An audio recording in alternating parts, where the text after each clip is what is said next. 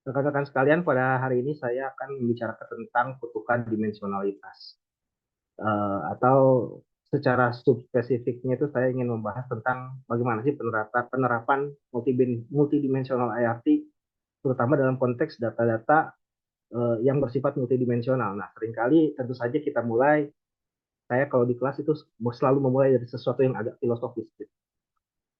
Jadi ini ada komite disertasinya Mas Rifki, Mbak Diah Wihardi ini namanya. Beliau adalah PhD dari University of California, Berkeley, murid langsung dari Mark Wilson, Presiden Psychometric Society tahun 2010-an. Nah, kebetulan nih Mbah Diah ini pernah ngomong begini ke Mas Rifki sih. Jadi saya tahunya ini omongan Mbah Diah ke Mas Rifki. Jadi eh, semua dalam kehidupan ini bersifat multidimensional.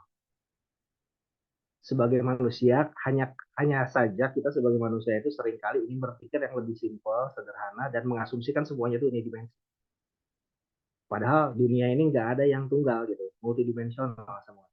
Nah itu ternyata hal ini bukan hanya di psikometri saja relevannya, tapi juga di dunia nyata saya yakin. Apapun itu kemiskinan, ekonomi, politis itu multidimensional. Nggak ada kayaknya sesuatu di dunia ini yang unik. Unik itu satu saja, satu dimensi. Itu sebagai pengantar ya. Jadi saya ingin mengajak teman-teman berpikir bahwa ayo kita masuki dunia multidimensional ini. Jadi paradigma awal tentang bahwa sesuatu itu unidimensi harus kita tanggalkan di at least di diskusi ini ya. Oke, saya lanjut. Sudah ininya brainstormingnya. Sebagai rujukan ini ada artikel dari seorang profesor di University California Los Angeles. Namanya Licai ini bisa dibilang sangat mudah. Dia bisa banyak sekali mempublikasikan artikel-artikel yang sangat luar biasa. Meskipun ya saya sempat diskusi sama Mas Rifki di usianya beliau yang masih 40-an begini ya belum lah sampai makomnya Ben Muten, Peter Bentler, ilmuwan-ilmuwan psikometri besar, Brian Junker yang seperti itu. Tapi di temuan dia di saat disertasi ini, Metropolis Hastings Robin Monroe, metode estimasi dia di software yang dia ciptakan, IRT Pro, itu game changer. Benar-benar merubah banyak sekali praktek-praktek penelitian, terutama dalam konteks IRT dengan data yang multidimensional. Nanti saya sarankan teman-teman bisa membaca di artikel ini bagaimana dia menemukan dan tanda petik mendemonstrasikan dia bahwa metode estimasi yang dia ciptakan ini bisa mengalahkan metode estimasi yang ada di software buatan Bengmoten M+. M+ itu punya metode estimasi namanya disajikan di sana Bengmoten yang menciptakan, tapi Bengmoten menggunakan itu di dalam softwarenya dan di dalam jurnalnya diceritakan nih hasil metode estimasi saya MHRM Metropolis Hastings Robin Monroe itu bisa sangat-sangat cepat menghasilkan estimasi yang sama dengan kalau di M plus itu IM itu MLR estimasinya maksimum likelihood with robust standard error. Oke, lucunya Muten 2010 Licai menulis ini disertasinya Licai. Muten menulis artikel balasan. Muten eh, bisa dibilang ini legend di dunia psikometri, penerima Lifetime Achievement Award di dunia psikometri tahun 2011 2013 ya agak lupa. Emang levelnya lain kalau legend. Dia balas lagi pakai artikel dan dia buktikan di mana bobrok dan kekurangan dari metode MHRM. Kacau. Jadi dia bukan menantang balik, membongkar balik. Nih MHRM tuh boroknya di sini, gitu kira-kira. Nah ini di artikel Asparuhov dan Muten. Nah Tihomir Asparuhov ini adalah seorang matematikawan jenius dari Caltech dan Muten ini banyak sekali bergantung bukan bergantung ya dalam arti mengandalkan Asparuhov dalam bagaimana mengatasi komputasi matematisnya dalam pengolahan data di dalam software itu Asparuhov. Walaupun Mas Rifki pernah bilang kalau Asparuhov ini kalau ngomong langsung nggak jelas. Tapi kalau dia suruh artikel bahasanya sangat bagus dan terstruktur. Oke, jadi kelebihan M plus itu memang ada seorang statistikawan yang hebat, Ben Muten, dan seorang matematikawan yang hebat yang bisa menjawab secara matematis dan pemodelan statistiknya. Itu mungkin yang bisa saya bilang tentang M plus. atau software yang diciptakan muten. Oke, dari dua jurnal ini saya ingin ngajak teman-teman, kita sudah semua tahu, saya yakin di sini levelnya teman-teman sudah di tingkat master dan doktor. Asumsi pertama tentang item response theory yang sangat kritikal dan krusial sekali harus dipenuhi adalah asumsi unidimensionalitas. Jadi unidimensionalitas itu kan sederhananya, apakah benar seluruh item dalam tes saya ini hanya mengukur satu hal? Itu asumsinya, dalilnya kan begitu, ya. Walaupun saya sempat juga diskusi sama Mas Rifki, asumsi ini pun banyak yang nggak dicek di IRT. Bukan hanya di level pekerjaan yang seperti project konsultan, project-project pekerjaan yang bersifat praktis ya, dalam arti praktis itu dapat kerjaan, ada data analisis gitu. Bahkan di level akademis pun artikel, banyak sekali artikel-artikel terutama di Indonesia yang tidak melampirkan uji asumsi ini. Hanya karena berlandaskan, oh saya bisa software anu, ya udah kita dapetin parameter daya beda, tingkat kesukaran, jadilah IRT 2PL misalnya. Nah, ini yang ingin saya sama-sama advokasi ke teman-teman. Saya harap teman-teman yang sudah berkumpul di pengajian ini, kita berusaha menyebarkan paham bahwa uji asumsi terkait sebuah model, terutama model pengukuran seperti IRT begini, itu hukumnya wajib, ya. Karena dengan melampirkan model fit, kita bisa tahu model ini itu seperti apa dan untuk apa. Itu yang dikatakan Alberto Medu Olivares di artikelnya tahun 2013. Judulnya Why We Should Assess Model Fit in IRT. Jadi kita tahu ini modelnya bisa dipercaya nggak? Ini modelnya untuk apa? Ngambil keputusan seperti apa? Gitu. Nah, kita tidak boleh zolim sebagai peneliti hanya memberikan, oh ini parameternya, item tingkat kesukaran dan daya pembeda saja selesai. Petanya sekian, padahal asumsinya tidak terpenuhi jangan-jangan. Nah, itu asumsi paling dasar yang kita paling tahu semua. Next.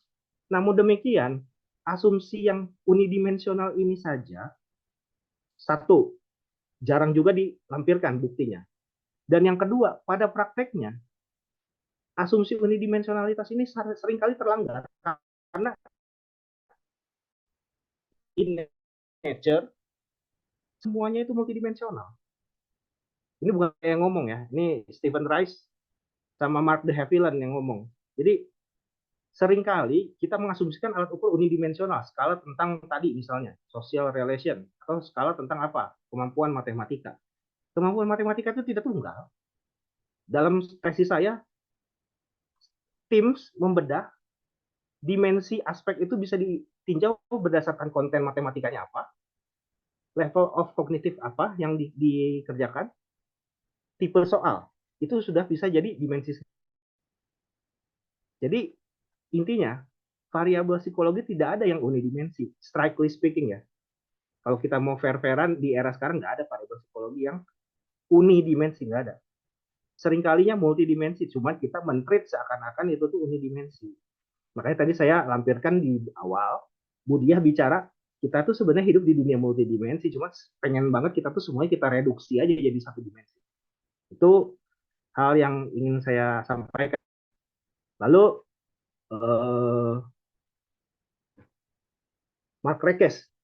Mark Rekes ini adalah ahli dan tokoh di bidang multidimensional IRT. Yang guru saya dulu pernah bilang, waktu tahun 1979, dia menghasilkan artikel berapa persen PCAR, Principal Component Analysis Standardized Residual, untuk menghasilkan pengukuran yang unidimensi. Hasilnya katanya 20%. Pak Yahya bilang, Mark Rekes mabok gitu. Bilang yang mana bisa. 20% jadi syarat bahwa suatu model itu unidimensi. Ini Mark Rekes yang sama yang dibilang Pak Yahya mabuk. Tapi sekarang dia menjadi tokoh multidimensional IRT dan dia fair-fairan di bukunya bilang the unidimensional assumption often violated, sering terlanggar, sengaja maupun tidak disengaja. Karena tadi in nature psikologi itu kayaknya tidak ada variabel psikologi yang tidak punya dimensi.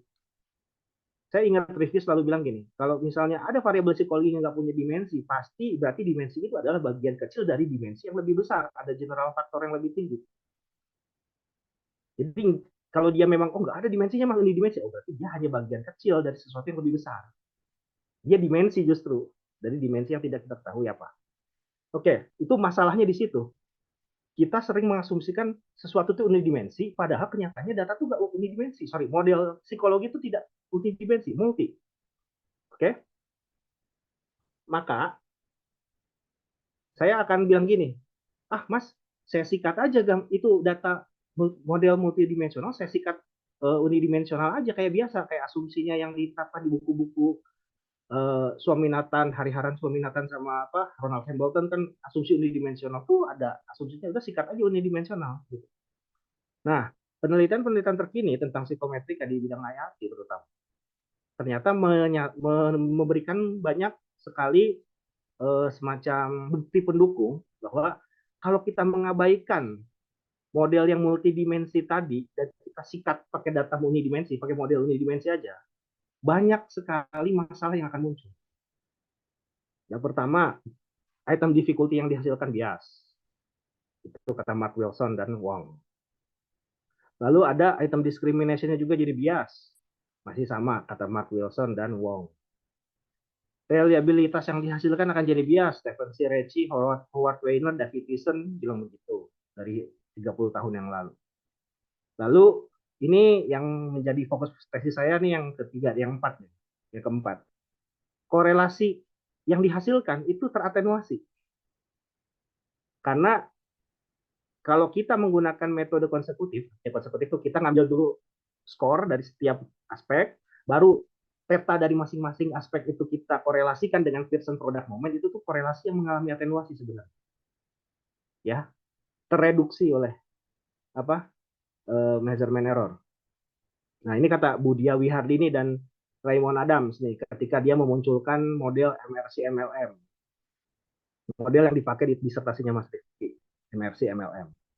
Bu Wihardini juga sama, dia menggunakan MRC MLM di disertasinya. Lalu yang terakhir adalah poin dari pengukuran itu apa sih? Kita mau mengukur orang, mau membedakan orang, supaya kita bisa mengambil keputusan tentang orang atau bisa mengambil petanya untuk melakukan penelitian untuk mengaitkannya dengan variabel lain. Tapi kalau kita paksakan model yang multidimensional itu menjadi model unidimensional, hasil scoring peta atau kemampuan orangnya pun bias. Kalau kita memaksakan, tanda petik ya, memaksakan model yang multidimensional menjadi model unidimensional, karena asumsinya unidimensi, semuanya sikat aja unidimensi. Ini yang akan terjadi. Ini yang ingin saya advokasi bahwa ya ternyata dunia psikometrika 30 tahun terakhir itu sangat berubah drastis. Ketika komputer semakin canggih, semakin cepat, softwarenya semakin tersedia, hitungan-hitungan rumit yang dulunya menakutkan tentang IRT, terutama di multidimensional IRT, itu tidak semengerikan seperti ketika muncul di tahun 90-an, 80-an. Makanya kan saya ada ilustrasi empiris sedikit di akhir nanti terkait multidimensional IRT menggunakan IRT Pro. Nah, lalu pertanyaannya, bagaimana kita mengatasi masalah-masalah ini nih, yang tadi sudah muncul? Gimana kalau kita mengabaikan, kata Mas tadi kan kalau mengabaikan multidimensionalitas, masalahnya berat tuh. Lalu solusinya yang Anda tawarkan apa? Ya gunakan saja multidimensional IRT, karena itu sudah bisa sekali dilakukan, softwarenya sudah tersedia, masalahnya gitu. Komputer sekarang sudah canggih-canggih, metode estimasinya sudah canggih kalau zaman sekarang. Walaupun saya ingin cerita juga agak curhat nanti saya di ujung, secanggih-canggihnya metode estimasi ya, ketika datanya itu sangat besar, itu akan ada masalah. Data sangat besar tuh respondennya besar, matriks datanya itu orang kali variabelnya itu kolom baris kali kolomnya itu akan sangat besar, misalnya gitu respondennya 500.000 orang, 400.000 orang, itemnya itu 500, 300, itu akan jadi ada hal-hal ajaib tuh kalau misalnya data-data besar itu yang dia analisis. Oke, jadi solusinya adalah multidimensional IRT. Oke, saya akan sedikit cerita nanti sebelum ilustrasi empiris, saya ingin cerita dulu nih yang saya lalui ketika bikin slide ini. Saya ngitung-ngitung dulu pakai IRT Pro, saya analisis dulu supaya saya bisa nampilkan di pertemuan hari ini. Ini ada data. Secara teoritis 3 dimensi diciptakannya memang. Oke. Dengan 12 item. Sampel size-nya 1000. Oke. Ini ingat ya, itemnya 12. Awalnya data ini tuh 24 item. Saya direduksi lagi jadi setengahnya, hanya tinggal 12. Oke. 1000 orang dengan 12 item dengan 3 variabel laten, 3 faktor yang tidak diketahui nilainya, hidden, ya, laten, directly indirectly observable, tidak terobservasi secara langsung. Nah, long story short, data 3 dimensi ini dengan 12 item 1000 orang, saya coba untuk analisis, saya paksakan unidimensi. Apa yang terjadi? Oke, sebelum ke sana tadi ya, jadi datanya seperti itu, profil dan model datanya seperti itu. Nah, saya ingin kenalkan dulu sedikit software IRT Pro. IRT Pro ini saya bukan marketing IRT Pro ya, cuman saya ingin bilang bahwa IRT Pro ini sangat-sangat banyak membantu saya saat tesis. Saya nggak ngerti lagi kalau softwarenya bukan IRT Pro. Ya, jadi kemarin itu saya tesis harus pakai IRT Pro. Kenapa? Karena ternyata data-data large scale assessment tuh banyaknya ya pakainya IRT Pro. Nah, di dalam IRT Pro terdapat 4 metode estimasi yang disediakan. Yang pertama adalah defaultnya adalah Bock-Aitken. Bock-Aitken itu kalau di M+ adalah IM algorithm, categorical R ditambah analisisnya, estimatornya menggunakan MLR, maximum likelihood with robust standard error. Itu sama ya. Jadi Bock-Aitken itu nama lainnya IM algorithm. Jadi categorical R ditambah estimatornya MLR. Lalu ada yang namanya adaptive quadrature.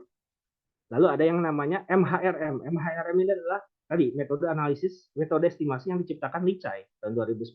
Dan secara eksklusif dia taruhnya hanya di software ciptaan dia ini, MHRM. Lalu terakhir adalah MCMC. Seingat saya Mas Rifki ngasih tahu saya MCMC ini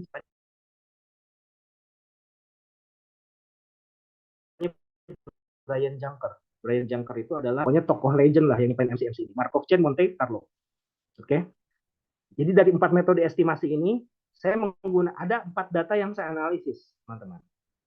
Yang pertama, saya coba data tadi yang 3 dimensi, 12 item 1000 orang, saya analisis menggunakan unidimensional IRT, menggunakan metode estimasi Bock-Aitken. Ini sesi contoh pertama. Lalu yang dihasilkan ya modelnya seperti inilah kira-kira ya. Ya kita sering kali menganalisis kayak begini kan, kita paksakan semuanya, bukan paksakan ya, kita asumsikan semuanya unidimensi.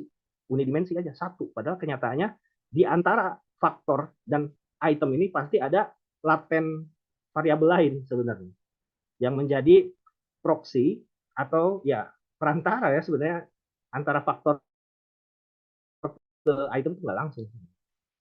Itu modelnya seperti ini. Saya analisis seperti ini di IRT Pro menggunakan Bock-Aitken. Hasilnya gimana?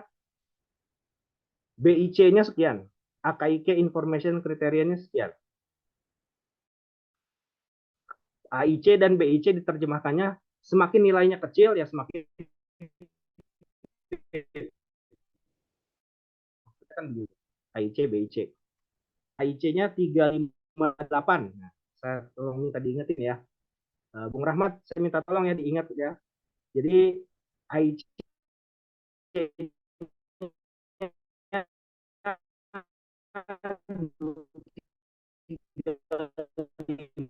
8 Bayesian information 12 item dengan satu variabel laten atau model unidimensional menggunakan Bock-Aitken diproses atau dihitung oleh IRT Pro dengan memakan waktu sebanyak 20 detik.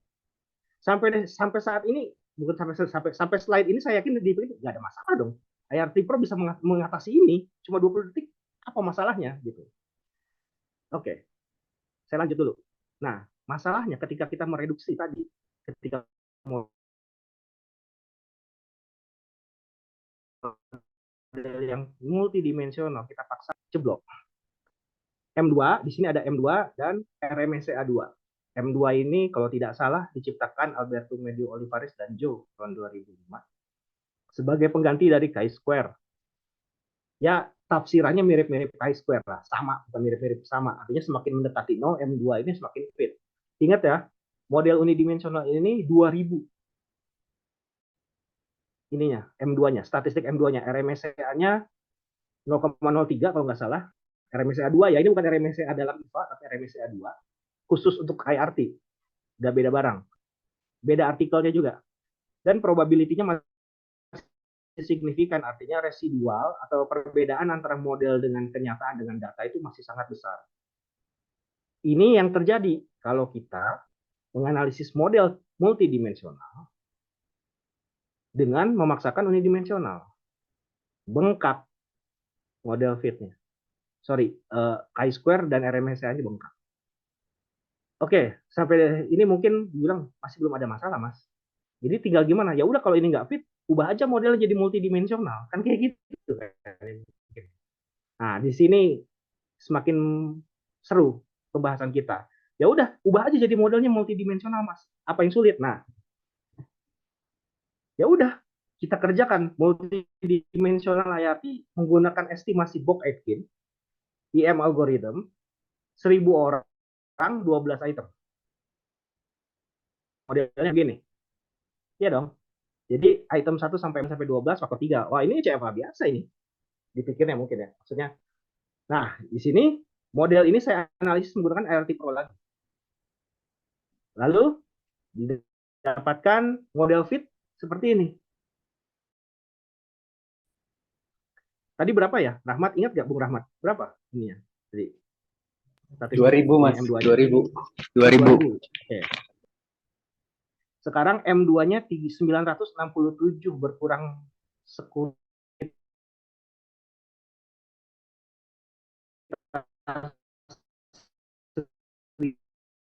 100 poin. Terus sekian dengan DF segini 1041 adalah 0,9492. Tidak signifikan. Artinya hipotesis nihil tidak ditolak. Artinya model fit dengan data. Kan begitu. Lalu RMSE A2-nya pun 0,0000. Fit sempurna. Artinya apa? Model multidimensional ini lebih fit. Memang benar model ini adalah model yang multidimensi dan harus dianalisis secara multidimensi. Masalahnya, teman-teman sekalian, proses perhitungan ini untuk mendapatkan output seperti ini AKIK-nya nih lebih rendah. Ini saya bisa pastikan nih, AKIK-nya lebih rendah. Tadi kan 36, sekarang 353. Tadi 358, sekarang 350. Ini yang ingin saya tunjukkan ini nih. Untuk mendapatkan statistik ini, output ini, multidimensional IRT dengan Bock-Aitken, harus dilakukan perhitungan selama 3.855 detik. Model 3 faktor dengan 12 item perlu 3.855 detik.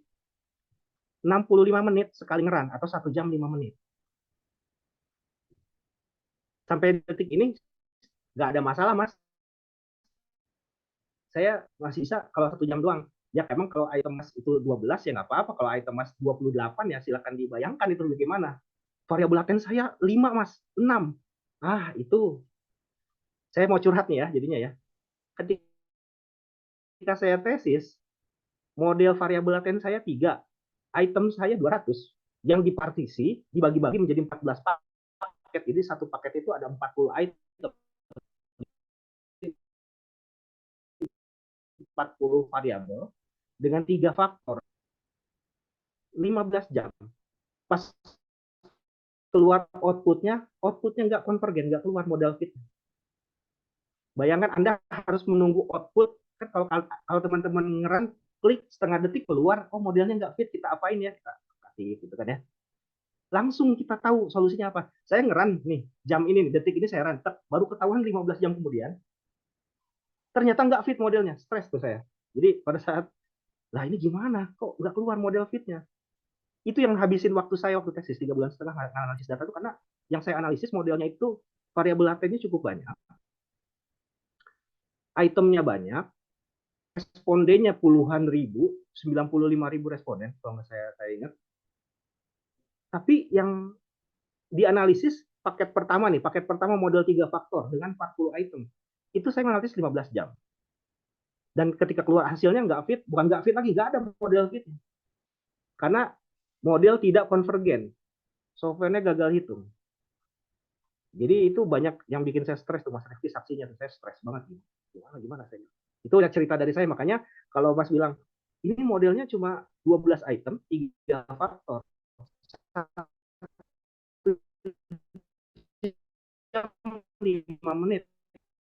Ya, kalau Mas rela nunggu 1 jam 5 menit ya apa. Tapi untuk model-model yang lebih kompleks, Mas, akan menyebabkan Mas Rifki rekor pernah tuh kalau nggak salah tadi berhari-hari 3 hari analisis ngeran datanya muter tuh.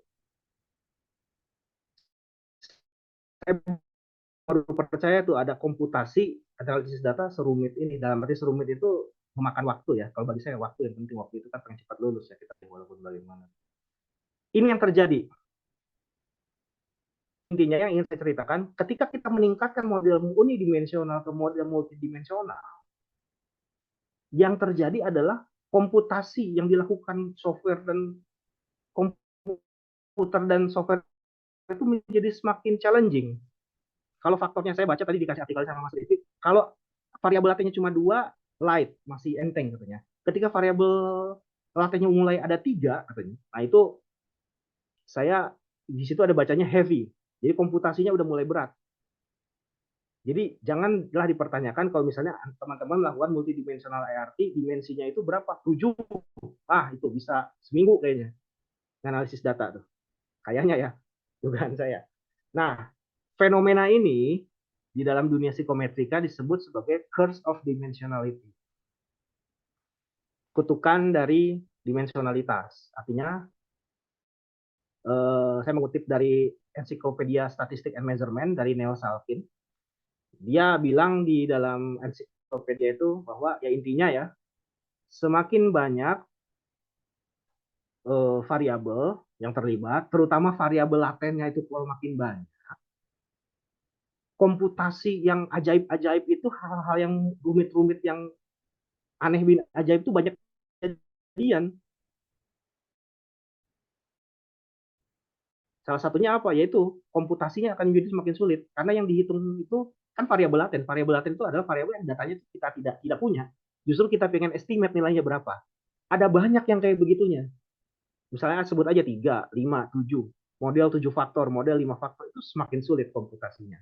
Jadi curse of dimensionality itu seperti itu. Jadi kalau teman-teman mengalami nanti kebetulan analisis data multidimensional IRT, ya bersabar aja. Gitu, kalau misalnya ada sekali ngeran itu 2 jam, 3 jam, dinikmati aja.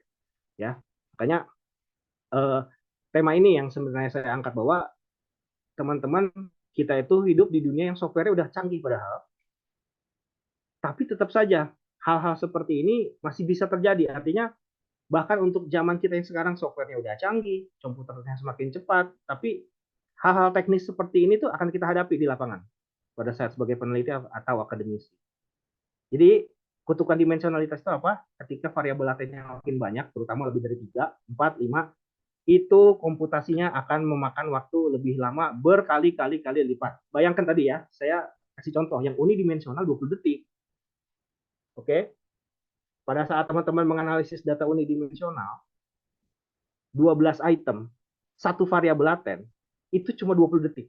Begitu begitu modelnya diubah jadi multidimensional 3 faktor, jadi 1 jam 5 menit. Silakan dikalikan berapa kali lipatnya itu waktu yang harus dihabiskan untuk melakukan analisis data. Hanya 3 faktor, 12 item. Kebayang kalau item teman-teman 30, 10 item faktor pertama, 10 item faktor kedua, 10 item faktor ketiga. Itu lebih dari 1 jam kayaknya. Seperti itu yang itu namanya kutukan dari dimensionalitas. Nah, terus harus gimana? Kalau misalnya kita harus menganalisis data secara multidimensional kadang dong Mas. Solusinya kan itu, berarti data itu terus harus dimodelkan secara multidimensional. Ada cara lain nggak supaya kita bisa menghasilkan estimasi yang lebih cepat? Jawabannya ternyata dengan kemajuan dunia komputasi, algoritma sekarang, kita hidup di era yang sudah sangat nyaman, banyak ahli-ahli yang sudah memikirkan hal itu. Makanya saya kasih contoh 3. Kita modelkan modelnya secara multidimensional IRT, kita ganti metode estimasinya menjadi FCMC misalnya. Markov Chain Monte Carlo. Metode estimasi yang diciptakan Brian Junker. Ini di M+ juga ada MCMC. Ya. Saya modelkan, saya hitung. Dapatlah AIC dan BIC sekian, lebih rendah. Lebih kecil AIC dan BIC-nya. Dan ternyata benar. Berapa detik saya harus menghasilkan perhitungan dan output yang ini menggunakan metode MCMC? Cuma 91 detik. Jadi hanya 1,5 menit tadi 1,5 jam, sorry, tadi 1 jam 5 menit, sekarang cuma 1,5 menit. 91 detik MCMC. Oke?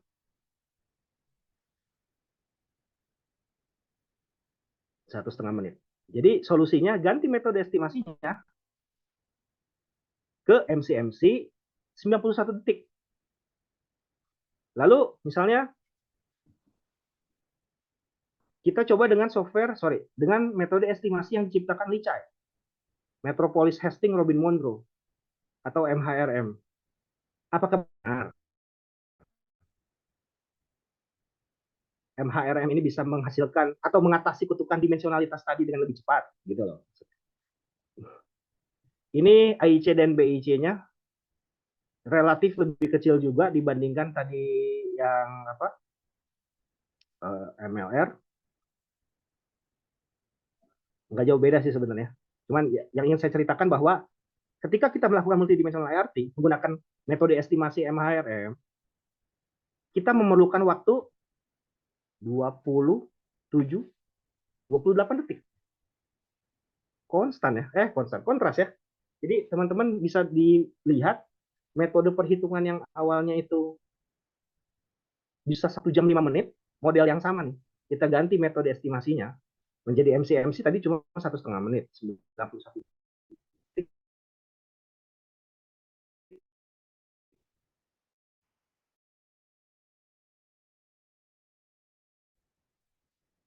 Kalau kita ganti menggunakan MHRM, ngapain pakai box 18 lagi kan kayak gitu ya.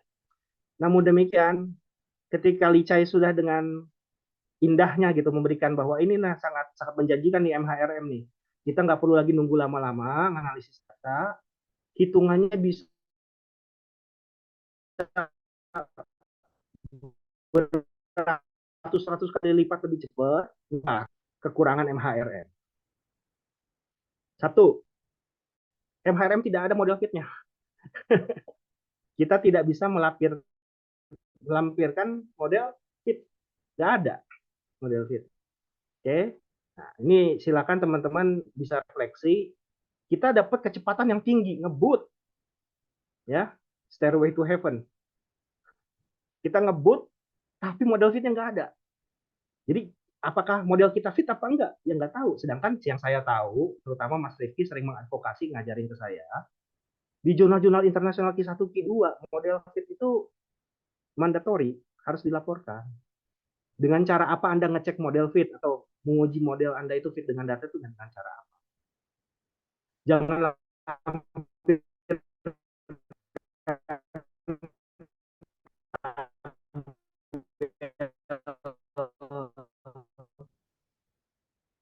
estimasi parameter aja udah cukup nggak? Kan modelnya ini tidak gitu. Jadi MHRM tidak, yang harus ditukar saat kita melakukan analisis dengan MHRM. Metode estimasi MHRM ini ternyata oleh Beng Muten dikuliti habis-habisan. Ternyata hasil estimasinya ngebut, tapi bias. Bias itu gimana? Bisa dilihat nih, Beng Muten di artikelnya ini membandingkan berbagai metode estimasi dari MCMC, Monte Carlo,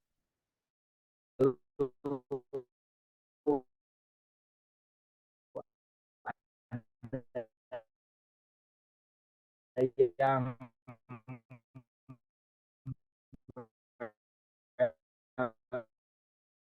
SMP, IS, jauh lebih cepat. Tapi hasil estimasi parameter bias.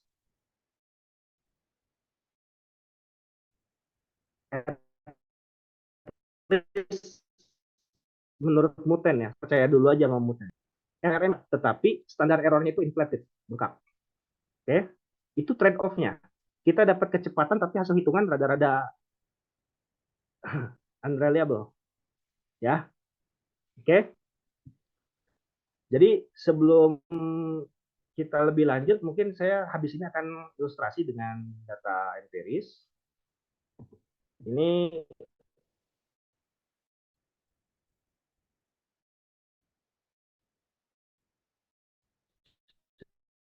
dulu, thank you. Mas Rifki, ini ya, biar cepat saya ilustrasi aja kali ya. Ya, jadi dilanjut dulu. Silakan, Bu. Ya, saya ilustrasi dulu, Mas. Mohon izin, jadi saya mau import data. Edkin tadi yang 1 jam 5 menit kita jangan praktekin ya. Itu tadi cukup percaya aja sama saya. Tadi hasil hitungannya outputnya bilang begitu. Jadi saya mau coba pakai MCMC atau MHRM. Jadi teman-teman sekalian, kalau yang untuk book edit tidak akan saya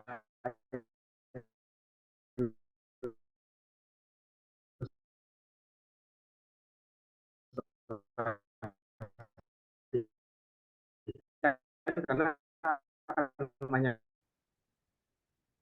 Oke, ini datanya ini IRT Pro. Saya juga pakai yang gratisan. Waktu tesis saya nyewa ya, karena mahal kalau beli langsung 3 bulan nyewa. Jadi IRT Pro itu bisa disewakan.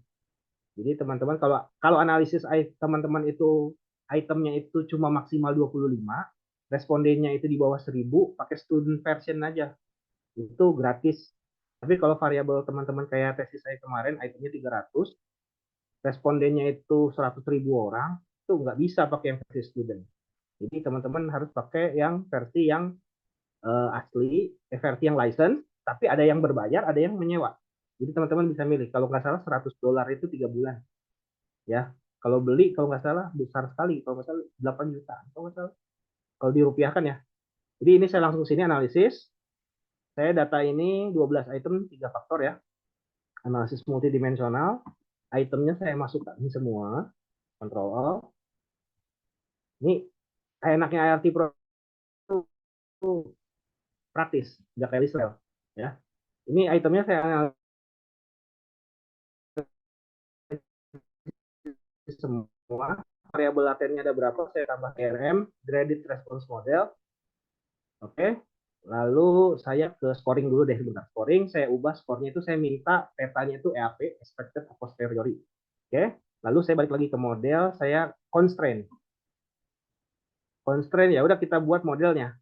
Modelnya tadi 3 faktor. Ya udah berarti seperti ini. Kita constraint. Item 1 sampai 4 ngukur di faktor 1. Gini kan. Kita fix value-nya. Nah, item 5 sampai 8 ngukur faktor 2. Ya udah berarti ininya yang di blok. Kita constraint 0.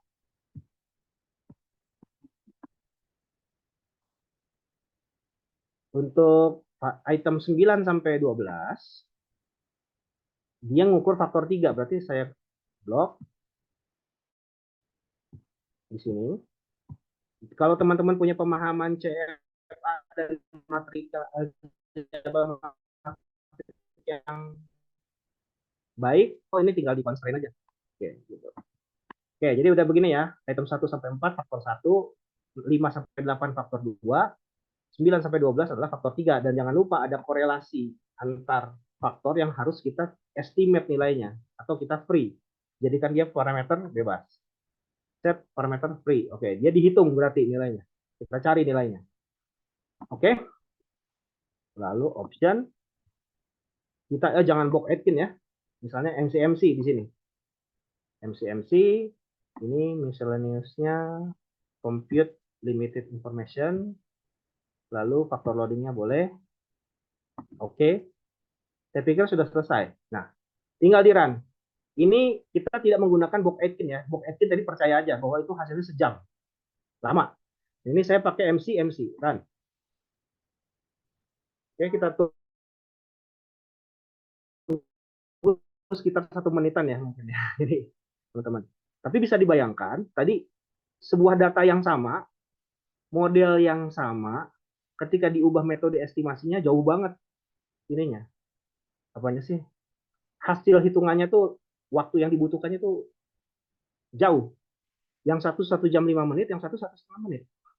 Jelas itu sangat mempermudah kalau zaman sekarang. Jadi curse of dimensionality ini ya dia sesuatu yang menakutkan, dia sesuatu yang menjadi sesuatu yang sangat berbahaya. Ya kalau kita nggak tahu softwarenya atau nggak punya softwarenya mungkin. Tapi mana kita tahu softwarenya sudah tersedia, kita bisa mempertanggungjawabkan nanti interpretasi datanya dengan benar, ya pakai aja MHRM atau MC-MC tadi. Oke, ini sambil menunggu ya teman-teman ya. Jadi saya tuh kadang-kadang kalau mikir ya saat ngerjain tesis itu saya itu ingin bersujud di depan guru-guru saya. Pak Bahrul, Pak Yahya, sarjana PhD, mahasiswa-mahasiswa psikometri era sebelum Google. Jadi Google tuh belum ada, internet belum ada, software belum ada yang sebagus sekarang, secepat sekarang, komputer masih lambat-lambat lah zaman dulu. Mereka bisa PhD loh di bidang psikometri. Dengan Google artikel yang bukan minim ya, susah dapetinnya dulu.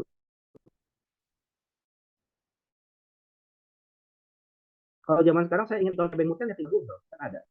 Kalau Pak Yahya, mungkin juga Prof. Azwar, zaman dulu ketika sekolah, kebayang dia ingin suatu artikel, dia harus nyari dulu, ngirim surat ke orang lain. Dan ini yang bagi saya, jadi kalau zaman sekarang Mas Rizky itu sering ngasih tahu ke saya ya terutama ya. Zaman sekarang itu orang kalau mau belajar bukan masalah bisa nggak, itu bisa nggak bisa, mau nggak gitu aja. Karena informasinya sudah ada gitu di internet. Cari keyword di Google Scholar juga. Masalahnya banyak orang-orang, bukan banyak orang-orang, sebenarnya mungkin ada beberapa orang gitu yang menganggap itu psikometri itu hanya praktek software, psikometri itu hitung-hitungan belaka tanpa pemahaman konseptual teoritis yang memadai. Oke, sudah selesai perhitungannya. Oke, jadi seperti itu. Jadi saya setuju dengan Mas Rifki bahwa psikometri itu adalah knowledge yang terus diasah sampai di tahap sintesis. Bagaimana kita memadu padankan banyak pengetahuan yang kita dapat di awal supaya menjadi sesuatu yang baru. Bukan cuma hitung-hitungan belaka tanpa makna gitu. Jangan terjebak di situ. Saya sih mengharapkannya seperti itu teman-teman. Semoga saya juga bisa ke sana arahnya. Jadi saya mengajak teman-teman untuk kita belajar psikometri itu bukan cuma jadi data analis belaka, tapi gimana penelitian kita bunyi, ada maknanya. Oke, ini saya ingin buktikan bahwa MC hasil hitungannya ya molor dikit lah ya, 148 detik. Jadi kadang perhitungannya tuh stabil gak stabil, tapi masih dalam angka wajar. Tadi kan 91 detik, sekarang 148, oke lah. Jadi masih dimaafkan, cuma terlambat, kasarnya cuma terlambat 50 detik. Hasil hitungan MC, metode MC. Nah, seperti yang saya katakan tadi, dalam MC itu, nggak ada model fit tadi M2, tidak ada model fit RMSEA 2. Jadi hasil hitungan keluar aja. Hasil estimasi parameternya di atas. Nih, tadi yang kita constraint ya, faktor 1, item 1, 2, 3, 4. Ini nih dari pembedanya ini. Oke. Lalu faktor 2, 2 nih. Dari pembeda untuk faktor 2. Ini 138, 126, 162, 175, 150. Ini dari pembedanya. Oke. Hasil estimasinya seperti itu. Oke. Mungkin satu lagi, sedikit lagi mungkin. Jadi saya untuk datanya satu lagi, saya ingin menggunakan MHRM ya, satu lagi. Oke, sedikit lagi teman-teman. Oke, MHRM, PSP, saya tulis di sini mungkin ini dua. Ini data yang sama ya teman-teman ya, cuman saya pengen lebih rapi, jadi satu folder saya pisah per analisis, ya mau disatuin, bingung nyarinya nanti, karena saya kurang teliti. Ini data yang sama, kita analisis seperti tadi, multidimensional IRT, lakukan seperti yang sama, kita masukkan itemnya semua, kita tambah variabel latennya menjadi 3 sejumlah yang kita teorikan, modelnya RM, ya, lalu nanti scoringnya dulu, saya centang EAP, expected a posteriori, lalu constraint-nya kita lakukan lagi seperti yang tadi, ini saya cepat aja ya. Ini kita constraint seperti tadi supaya modelnya jadi model 3 faktor.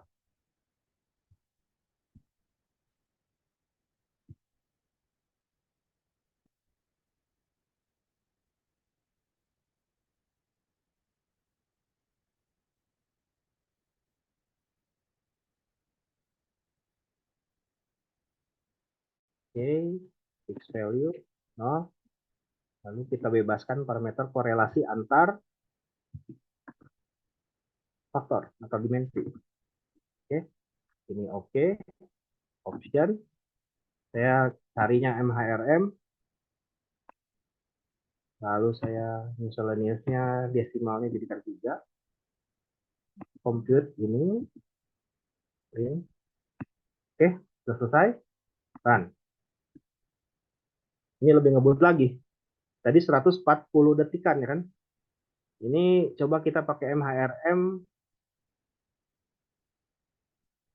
harusnya lebih cepat. Tebak-tebakan saya 30 detikan. Mungkin 20 detikan lagi selesai. Oke.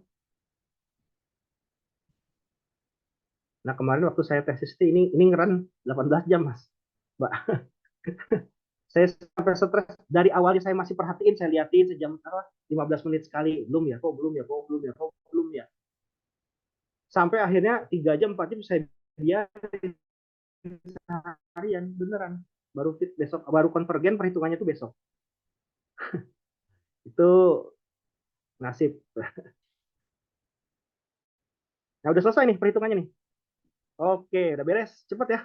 Ya, ini untuk yang MHRM dari Licai. Ini tadi ya, ini daya pembedanya untuk faktor 1, daya pembeda untuk faktor 2, daya pembeda untuk faktor 3. Tapi concern saya bukan di sana. Di sini. Dia cuma 52 detik.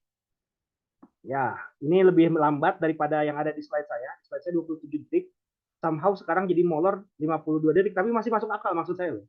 Kita nunggu beda 30 detik ya udah, nggak apa-apa. Tapi kalau kayak tadi ngeran satu data 1 jam tuh, saya pikir kok lama banget ya untuk model yang sederhana, bukan sederhana ya, model yang itemnya sedikit, kok 1 jam.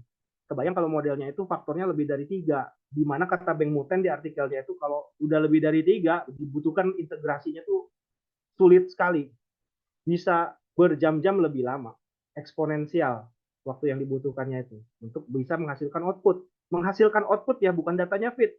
Kalau kita misalnya kita ngeran datanya langsung fit ya alhamdulillah. Kadang-kala ya kayak kejadian apes di saya waktu tesis, nganalisis 18 jam kemudian keluar datanya nggak keluar apa-apa, angkanya tuh hilang semua, standar errornya nggak ada, model fitnya nggak ada. Nah itu belum selesai berarti analisis kan, gagal hitung software Nah itu yang jadi masalah. Tapi dengan metode estimasi yang sudah ada tersedia saat ini, hal itu bukan sesuatu yang menakutkan lagi. At least beberapa part kita tertolong, metode estimasi itemnya bisa kita dapatkan seperti itu kan. Walaupun trade off-nya adalah model fit-nya nggak ada. MHRM itu tidak menghasilkan model fit kecuali tahu nih AIC BIC ya, saya lupa apakah dia ya menghasilkan AIC BIC. Tuh. MHRM hanya menghasilkan AIC dan BIC. Yang dilaporkan hanya AKIK Information Criterion dan Bayesian Information Criterion. Seperti itu. M2 tidak ada. Tadi kan M2 itu kan seperti chi-square tapi tidak bisa dihasilkan kalau dari MHRM. Oke. Kalau begitu cukup demonstrasi dari saya. Terima kasih atas perhatiannya. Semoga mungkin ada yang bisa didiskusikan. Terima kasih Mas Rizky. Saya kembalikan ke Mas Rizky. Terima kasih. Betul.